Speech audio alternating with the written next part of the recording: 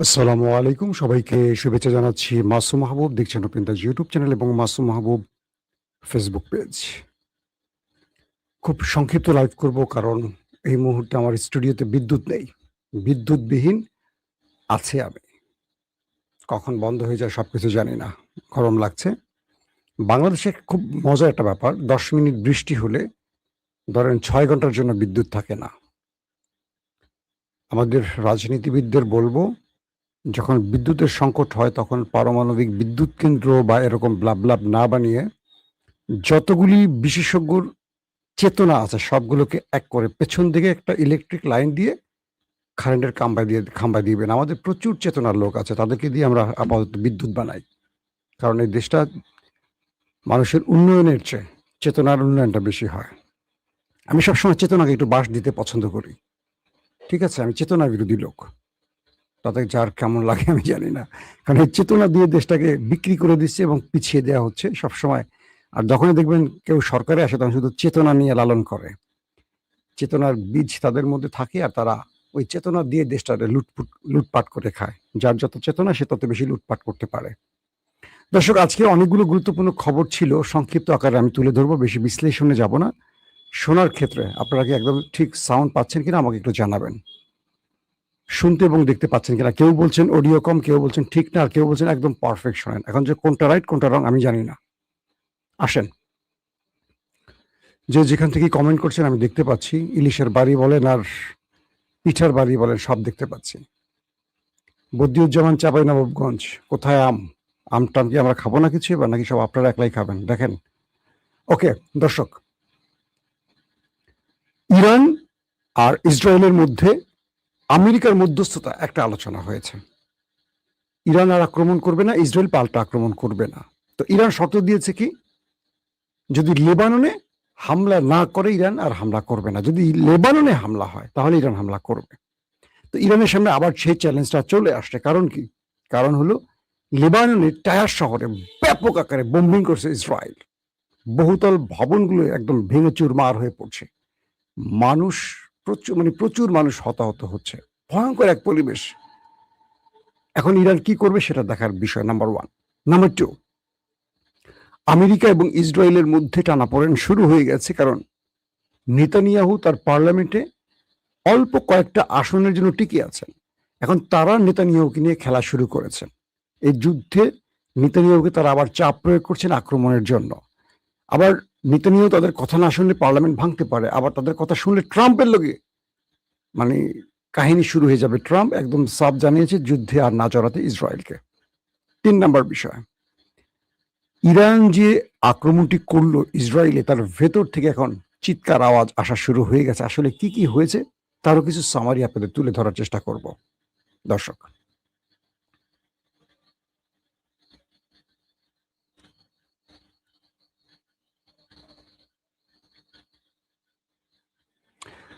তো প্রথম যে বিষয়টি বলি, লেবানন। সেখানে লেবাননের দক্ষিণে তো আক্রমণ করছে মোটামুটি, তারা বহুত আকাম কুকাম করলো আমাদের দখলদার চাচারা। তারপর তারা বৈরুতে হিট করলো, ইরান জবাব দিল। এরপর আমেরিকার চাপে পড়ে কয়েক ঘন্টা চুপ থাকার পর আবারও বড় আকারে অ্যাটাক শুরু করলো টায়ার শহরে। আল মায়াদিন, ওদের যে গণমাধ্যম লেবাননের, সেই রিপোর্টে আমি দেখলাম আল মায়াদিনের ভয়াবহ চিত্র ফুটে উঠছে। এত শক্তিশালী বোমাগুলো মারছে, মানুষ ছিন্ন ভিন্ন হয়ে যাচ্ছে, টুকরো টুকরো হয়ে যাচ্ছে। মানে আমি রিপোর্টটা পড়ছিলাম আর আমার চোখ ভিজে যাচ্ছিল। একমাত্র ইরান ছাড়া কেউ নেই জবাব দেয়ার। বিশ্বে 57-58টা মুসলিম দেশ, 200 থেকে 250 কোটি মুসলিম। শুধুই মন্টু কাটাই মুসলিম আমরা। নন্টু বলিনি, বলছি মন্টু। এটাই মুসলিম আমরা। জুব্বা পরা মুসলিম, দাড়িয়ালা মুসলিম, মসজিদে যাওয়ার মুসলিম, রোজা রাখার মুসলিম। যদি এবাদতের মধ্যেই মুসলমানের পরিচয় হতো তাহলে আল্লাহ পৃথিবীতে মানুষকে পাঠালেন কেন? আর পৃথিবীতে এত সমস্যা সৃষ্টি করে আল্লাহ পাঠালেন কেন? এত নবী রাসূলকে আল্লাহ কেন, কোন শিক্ষায় পাঠালেন? একটা ছোট প্রশ্ন আসে মাথায়। এত এত দেশ, এত এত বড় বড় কথা, একমাত্র পরাশক্তি বলা যায় মুসলমানদের পারমাণবিক শক্তিধর পাকিস্তান নিজেরা নিজেদের মধ্যে কোপাকুপি করছে। তারা নিজেরা নিজেদের লোকগুলোকে আজাদ কাশ্মীরে 20-25 জনকে মেরে ফেলছে নিরাপত্তা বাহিনী গুলি করে। কি লাভ হলো? ইরান দুটো শক্তিশালী দেশের সাথে একা লড়েছে, সঙ্গে আরো 8 থেকে 10টা দেশ। ইরান শুধু ইসরায়েল আমেরিকার সাথে লড়েনি, পুরো গালফের সাথে লড়েছে। সৌদি আরব আমিরাত এরা গোপনে ইরানে হিট করেছে, জানেন আপনারা। এবং এত বছর ধরে পুরো ইউরোপ ইসরায়েলের পক্ষে ছিল। এবার হরমুজ প্রণালী বন্ধের জন্য ইউরোপ কৌশলগত কারণে ইসরায়েলের বিরুদ্ধে দাঁড়িয়েছে।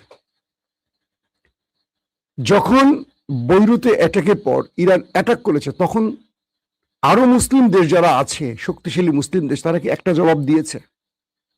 সৌদি আরব, আরব আমিরাত, মিশর, Qatar, Kuwait, Jordan, Bahrain, Bangladesh, Malaysia, Indonesia, কি বলে নেপাল তো আমাদের না, তুরস্ক বলছে যে ইসরায়েল তুমি যুদ্ধ বন্ধ করো, তুমি নিরীহ মানুষদের মারা বন্ধ করো, নতুবা আমরা সম্মিলিত অ্যাটাক চালাবো। তুরস্ক আজকে ইসরায়েল অ্যাটাক চালাক, সম্মিলিত হয়ে যাবে সবাই তুরস্কের বিরুদ্ধে। পুরো ইউরোপ, আমেরিকা, পশ্চিমা দুনিয়া এক হয়ে যাবে।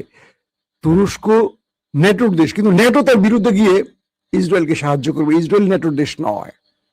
লিখে রাখেন কাগজে, মিথ্যা বলছে কিনা দেখেন।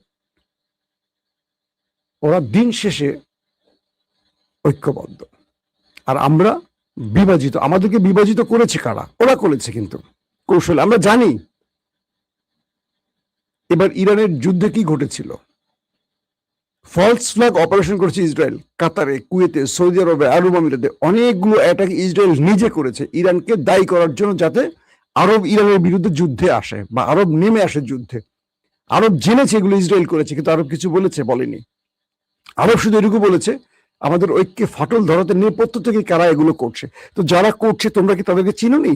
তোমরা তাদেরকে পাকড়াও করছো, ধরছো? ধরনি। তো দেখেন আজকে লিবিয়াতে যে ম্যাসিভ আকারে বোম্বিং গুলো করছে, প্রচুর মানুষ মারা গেছে, মানে এই দৃশ্য দেখার মতো নয়। সেই ঘটনার সাক্ষী পুরো পৃথিবী, একটি দেশ কথা বলেনি, এক ইরান ছাড়া। এখন ইরান আবারও ইসরায়েলে অ্যাটাক করবে, আবারও ইরানের হাজার হাজার মানুষ মারা যাবে, আর বাকিরা তাকিয়ে থাকবে। তাহলে কি পুরো পৃথিবীতে একটি দেশ মুসলিম, ওই শিয়ারের মুসলিম, এক ইরান। আমরা সুন্নিরা নিজেরা মুসলিম দাবি করে শিয়াদেরকে কাফের বলি, তাই না? আমি তো সুন্নি, কাফের বলি তো না। আয়াতুকে আমাদের ওই যে এনায়েত আব্বাসী হুজুর টুজুর তো গণহারে কাফের বলে। কি করছে বড় ভুড়িটা নিয়ে? কি করছে আমাদের বাংলাদেশ জামাত ইসলামী? কি করছে আমাদের চরমোনাই?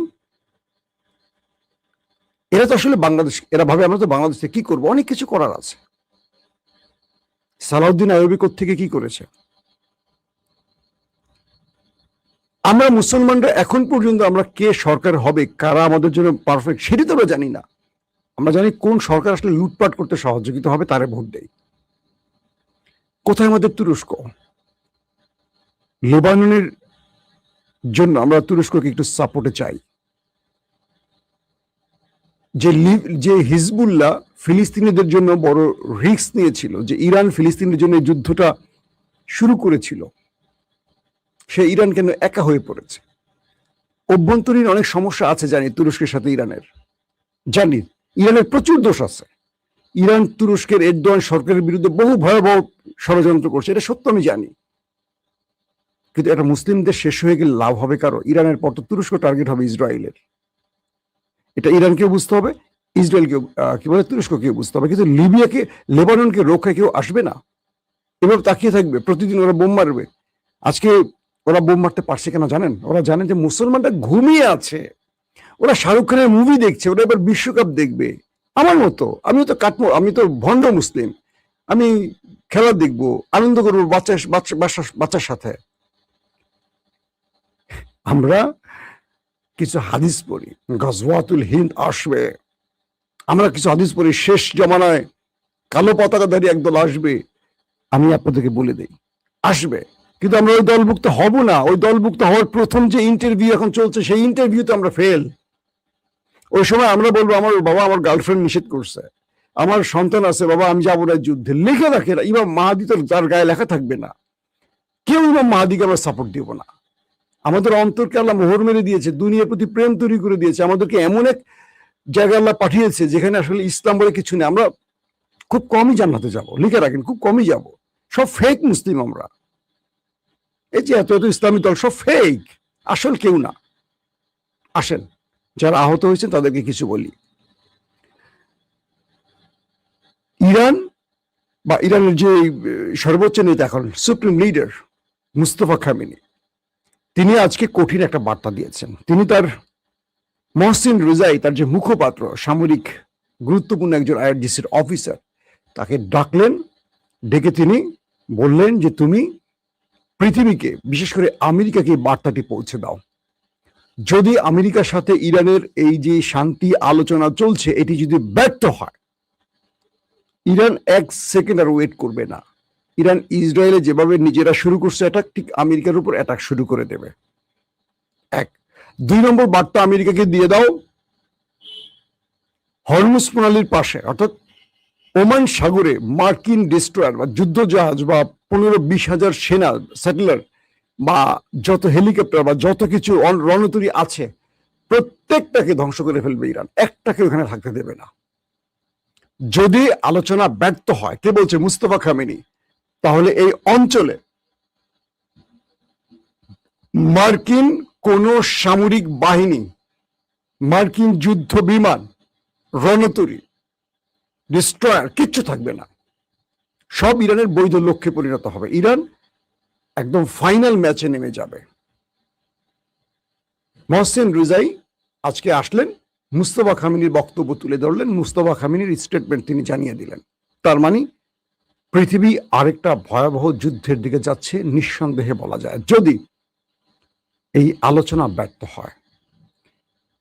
ইসরায়েল মনে করেছিল যে তারা ইরানকে মোটামুটি ভেঙে চুরমার করে দিয়েছে। যখন ইরান নিজ থেকে প্রথম অ্যাটাকটি করে, ইসরায়েলের চ্যানেল 13-এর এক রিপোর্টারের একটা ইন্টারভিউ পড়ছিলাম, সে বলছে যে ইরান যে ইসরায়েলে অ্যাটাক করবে এটা ইসরায়েল আগে বোঝে নাই, এবং মোসাদ ইরানের মধ্যে এত বড় বড় পজিশনে কাজ করছে, কিন্তু এই তথ্যটা দিতে পারেনি যে ইরান অ্যাটাক করতে যাচ্ছে। হঠাৎ করে অ্যাটাক, বহু জায়গায় সাইরেনই বাজে নাই। সে রিপোর্টার, চ্যানেল 13-এর রিপোর্টার বলছে যে দেশটির ভেতরে একদম খান্ডা, মানে কি ভেঙে চুরমার করে ফেলছে। বড় বড় স্থাপনা, বড় বড় কার্যালয়, বাণিজ্যিক ভবন, এটা আগুন নেভাতে হিমশিম খেয়ে গেছে। এখন পর্যন্ত সব জায়গায় আগুন নেভাতে পারেনি ফায়ার ব্রিগেড। খাইবার শেখান, ইমাদ, কাদার, এই কয়েক সিরিজের মিসাইল, এবং আরো ভয়ঙ্কর তথ্য দিয়েছে যে ইরানের এই মিসাইলগুলো যখন এই দেশটির মধ্যে ঢুকছে, তাদের প্রতিরক্ষা ব্যবস্থা ইন্টারসেপ্ট করতে পারে না, সব ফাঁকি দিয়ে, তাদের রাডার সিস্টেম ফাঁকি দিয়ে ঢুকে পড়ছে খাইবার শেখান। ইরান এমন মানে ভয়ঙ্কর ভয়ঙ্কর মিসাইলগুলো পাঠিয়েছে, পাশাপাশি এত পরিমাণ মিসাইল মেরেছে একসাথে ইরান একজোটে, যে ওরা বুঝে ওঠার আগে সব ছাপা করে ফেলছে। তিনি বলছেন যে আমাদের দেশ যে দাবি করছে ইন্টারসেপ্ট করছে, হ্যাঁ কিছু ইন্টারসেপ্ট হয়েছে, কিন্তু বড় বড় ভয়ঙ্কর মিসাইলগুলো টার্গেটে হিট করছে। এখন পর্যন্ত সেই ধ্বংসস্তূপে কাজ করছে সেই দেশটির বিভিন্ন নিরাপত্তা বাহিনী। তার মানে ইরান যে অ্যাটাক করছে ভিতরে খবর হয়ে গেছে, হয়তো আমরা জানি না, কারণ পৃথিবীর গণমাধ্যম সেখানে ঢুকতে পারছে না, কাজ করতে পারছে না, তাদেরকে সেই দৃশ্য ইসরায়েল দেখাতে দিচ্ছে না। এবং ইসরায়েলের পক্ষ থেকে বলা হয়েছে যারা এই ভিডিওগুলো যারা মোবাইলে দেখাবেন তাদেরকে গ্রেফতার করা হবে এবং লম্বা সময় জেল দেয়া হবে। মানে কেউ ব্যক্তিগত ফুটেজ মোবাইলে ধারণ করে সেই দেশের জনগণ দেখাতে পারছে না। কিছু কিছু ফুটেজ তারা হয়তো দেশের বাইরে বন্ধুদের পাঠাচ্ছে, তারা সোশ্যাল মিডিয়ায় দিচ্ছে। তার মানে ইরান ভেতরটা, ওই যে কয়েক ঘন্টার যে অ্যাটাক হয়েছে, 5 দফা সিরিজ মিসাইল মেরেছে, 5 দফা ইরান লন্ডভন্ড করে ফেলেছে। এখন নতুন করে দেশটির অর্থমন্ত্রী, দেশটির এই বেন গাবি টেম্বির আরো কয়েক ধরনের যে কট্টর নেতারা, মন্ত্রীরা আছেন, তারা বলছেন যে ইরান যতগুলো মিসাইল মেরেছে ইসরায়েলে, তার কয়েক গুণ, মানে তার কয়েক গুণ ভবন লেবাননের ধ্বংস করতে হবে এখন অ্যাটাক করে। একটা মন্ত্রী কি ভাষায় কথা বলছে। আমেরিকা এখন সুর নরম করে, ডোনাল্ড ট্রাম্প সুর নরম করে চাচ্ছেন যে কোনোভাবে যুদ্ধটা বন্ধ করে ফেস সেভিং। কিন্তু ট্রাম্পের কথা শুনছে না নেতানিয়াহু। ট্রাম্প নিষেধ করার পরও আজকে লেবাননে ব্যাপক অ্যাটাক করেছে, টায়ার শহরে, যেটা বললাম। এখন ইরান যদি পাল্টা প্রতিক্রিয়া আবার দেখাতে শুরু করে, এটা ভয়ঙ্কর যুদ্ধের দিকে চলে যাবে। আমেরিকার অ্যাপাচি হেলিকপ্টার আজকে বললাম শেষ করছে। আমেরিকা কোনোভাবে ইরানকে বশ মানাতে পারছে না। এখন ট্রাম্প আবার বলছে যে আগামী 1-2 সপ্তাহের মধ্যে আমি চাইলে ইরানকে পুরো বোমা মেরে পুরো ছাপা করে ফেলতে পারে, পুরো ধ্বংস করে ফেলতে পারে। যদি আলোচনা ব্যর্থ হয় তাহলে আমাকে সেটাই করতে হবে। একদিকে মুস্তফা খামেনি হুঁশিয়ারি দিচ্ছে যে গালফে আমেরিকার কোনো ঘাঁটি থাকবে না, সব জ্বালিয়ে দেব। তারপর ওমান সাগরে যত ডিস্ট্রয়ার আসে, যত সেনাবাহিনী আসে, সব পানির নিচে ডুবিয়ে দেব। একদিকে ট্রাম্প বলছে যদি আলোচনা ব্যর্থ হয় তাহলে পুরো ইরানকে বোম্বিং করে আমরা এই করব সেই করব। দুই পক্ষ এখন উচ্চ মাত্রায় লাফালাফি করতেছে। এই যুদ্ধ থামবে কি বন্ধ হবে আল্লাহ ভালো জানে। আর ইসরায়েল যেভাবে আবারও লেবাননে শুরু করছে অ্যাটাক, ইরান যে কোনো সময় আবারও ইসরায়েলে অ্যাটাক করে বসতে পারে। যে কথাটা শুরুতেই বলছিলাম, পৃথিবীর মাত্র 3 থেকে 4টা দেশ এক হলে খবর হয়ে যায়। পাকিস্তান, তুরস্ক, ইরান আর মিশর। আর কাউকে লাগে না। মিশর সবচেয়ে বড় সামরিক বাহিনীর মুসলমানদের।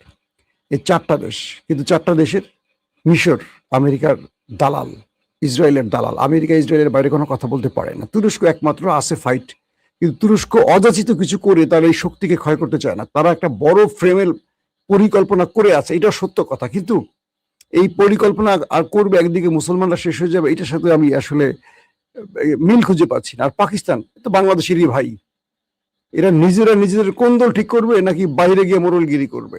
এরা তো নিজের দেশের মধ্যেই রাজনৈতিক অস্থিরতা তৈরি করে দিয়ে এর পাশে আঙুল দিয়ে বসে থাকে। তাহলে এই নিউক্লিয়ার পাকিস্তানের আসলে লাভ কি? শুধু ভারতের হাত থেকে রক্ষা? যে অপরকে রক্ষা করে না সে নিজে রক্ষা পায় না, কারো সাহায্য পায় না, এটাই বাস্তবতা। দর্শক, প্রথমে কারো যদি আমার কথায় অপ্রিয় লাগে ক্ষমা করবেন, একটু আবেগপ্রবণ হয়ে কিছু কথা বলছি। আসলে মুসলমানদের মধ্যে যে বিভাজন, এই বিভাজন তৈরি করছে যারা, তাদের সাথে মুসলমানদের ঘর বাঁধতেছে। যেমন ইসরায়েল আরবের সবচেয়ে প্রকৃত বন্ধু, অথচ ইরান তাদের শত্রু। দেখেন, চারদিকে তাকিয়ে দেখেন। এই ইরানি হামলা করছে ইরাকে বসে, আরব আমিরাতে বসে, আজারবাইজানে বসে ইসরায়েল তাদের বাহিনী দিয়ে। 3টি মুসলিম দেশ থেকে ইরানের উপর হামলা হয়েছে। মুসলিম দেশ বলতে হচ্ছে, এটা কি লজ্জা না আমাদের জন্য? বলেন, খুব দুঃখজনক ব্যাপার কিনা বলেন।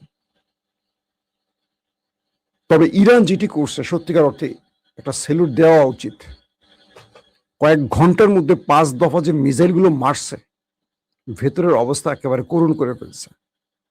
এবং ইরান যেভাবে আক্রান্ত হয়েছে তার 3 ডবল না, 4 ডবল না, 5 ডবল না, 10 ডবল পাল্টা প্রতিরোধ ইরান নিজেই নিচ্ছে। ওদের পুরো হাইফার গুরুত্বপূর্ণ জায়গাগুলো ধ্বংস করছে। যেখানে ইরানকে হিট করছে, পেট্রোল কেমিক্যাল প্রতিষ্ঠান, ওরাও ওখানেই করছে। ওদের মিলিটারি ডিপার্টমেন্টগুলোকে ইয়ে করেছে, নেভাত্তামকে শেষ করছে। ওদের বেনগরিয়ান সবচেয়ে বড় বিমানবন্দর, এখন পর্যন্ত সেখানে আগুন নিবানোর কাজ চলছে। ইরান দেখিয়ে দিয়েছে তারা পারে। এবং এর মাধ্যমে আরেকটা জিনিস ইরান বোঝাচ্ছে যে ইরান এখন যে কোনো সময় যুদ্ধে নামার জন্য প্রস্তুত। ইসরায়েল মনে করতে ইরান ওদের ভয়ে ঘরে ঢুকে গেছে। ইরান ঢোকে না, বরং ইরান ওদেরকে ঘর থেকে বের করে এখন পেটাতে চাচ্ছে। এই কারণে আমেরিকা টেনশনে পড়ে গেছে যে ইরানের হাতে আসলে কি আছে। ওই যে ওইটাই আছে, বুঝছেন তো কোনটা? অ্যাটম। অ্যাটম, আমার ধারণা অ্যাটম বানায় ফেলছে ইরান, নতুবা এই সাহস করার কথা না। প্রত্যেকে ভালো থাকবেন। আল্লাহ হাফিজ।